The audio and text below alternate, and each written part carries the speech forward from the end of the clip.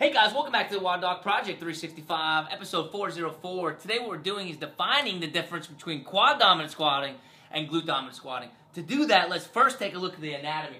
If I go ahead and I do knee extension, that's going to be quad dominant maneuver.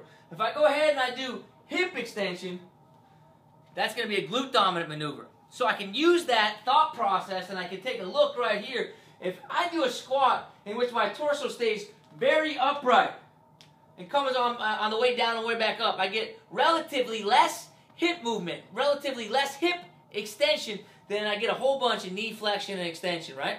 So if I get a whole bunch of knee extension and not as much hip extension, I'm going to have more involvement by the quad than I am by the glutes.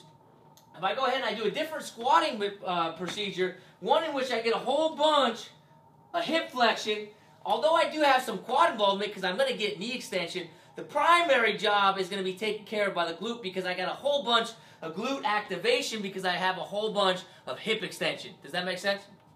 So let's go ahead and I'll use a real world example. What I'm going to do here is I'm going to take two different squats. I'm going to take a front squat. This is a squat in which my torso stays upright like I did in the first squat again with the TRX right here.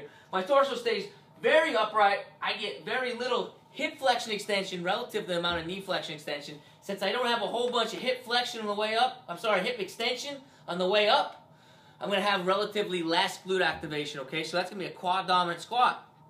Now if I go ahead and I throw weight onto my back, to keep the weight centered, I'm naturally going to have more hip flexion because that allows me to bring the weight back over top of the center line of my midfoot. I'm going to go ahead and I'm going to squat back down, but you can see how much more flexion my torso has. That's going to correspond with how much more flexion and extension my hips are going to do. If I get a whole bunch more hip flexion, that means I'm going to have a whole bunch more hip extension on the way up. I'm going to be able to recruit a whole bunch more glute. That's going to be a glute dominant squatting mechanic. So, hope that takes a little bit of the guesswork out of it. That should be able to help you define the difference between quad dominant squatting and glute dominant squatting.